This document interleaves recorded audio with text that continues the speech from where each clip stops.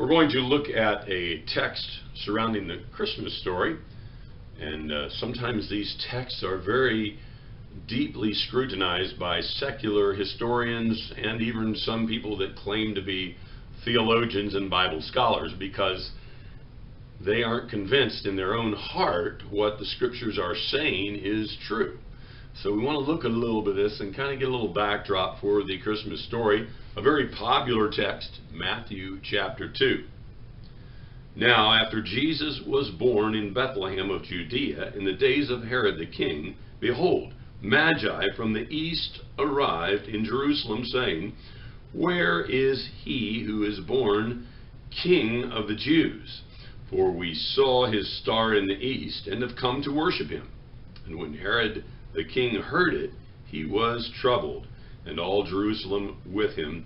And gathering together all the chief priests and scribes of the people, he began to inquire of them where the Christ was to be born. And they said to him, In Bethlehem of Judea.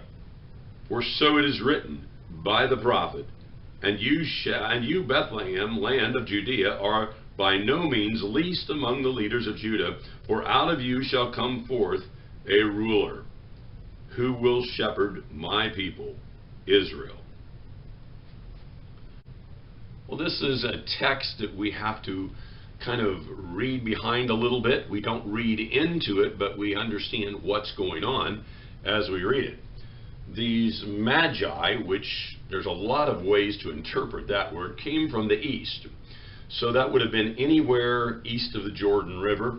Could have been as far as India. It could have been Iraq, Iran, the regions we know now as those names. It could have even been further. We don't know. We do know they were foreigners and they were not Jewish. So that in itself tells us that God is stirring the hearts of the people all around the world constantly. And this is why we have to be open to the fact that God is bringing salvation through Jesus Christ to everyone, not just the Jewish people here in the Old Testament.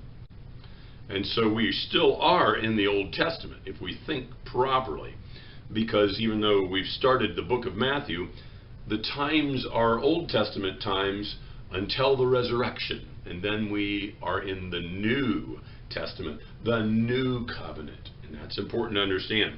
So these magi come from the east and they present a problem to King Herod. Now you have to know who King Herod was. He was kind of a very, very narcissistic, high-powered ruler of Israel. And he was an appointed ruler by the Caesar in Rome. He was not a Jewish person, the best we can tell. He might have had a little bit of Jewish ancestry in him, but he was not Jewish in the sense of his religious practices and or the vast majority of his ethnicity. He was very powerful, and he liked to show that power, and he did not like threats to his authority. And these magi walk in and say, Where is the King of the Jews? And immediately, here's the interesting part. Herod goes to his scribes and Pharisees and chief priests, and he says, okay, what's going on here? I don't know what this is, with your theology and your religion, but tell me, is there supposed to be a King of the Jews born somewhere around here? And it's very interesting because they go back and they read the Old Testament and they know what's going on. They understand that the Christ, the Messiah, the Mashiach in the Hebrew, which transliterates into the Christos, the Anointed One, as Paul calls Jesus in the New Testament, that Christ is to be born in the city of David because he's a descendant of David. So he's going to be born in Bethlehem, and he was born in Bethlehem.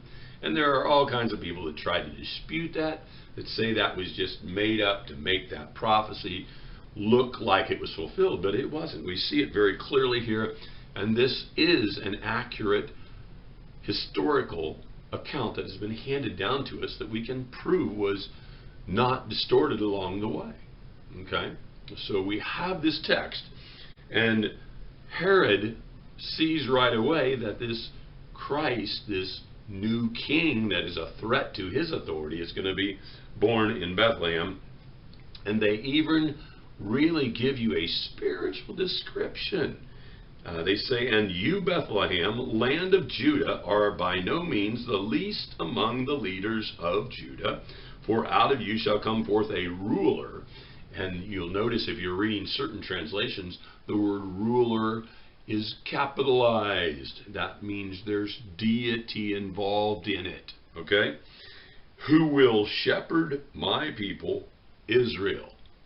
Now, that is where it gets interesting, because first of all, Jesus comes as an Old Testament Messiah until he is raised from the dead by the power of God, and he ascends to heaven, and the Holy Spirit comes. And what happens at Pentecost?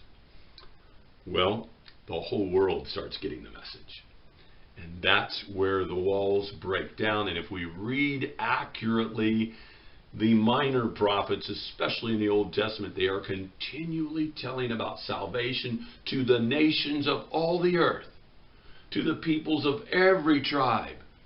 They're not just Jewish, not just Israel. In fact, they actually sometimes leave out Jewish and Israel and Hebrew terms to indicate how vast that salvation will be.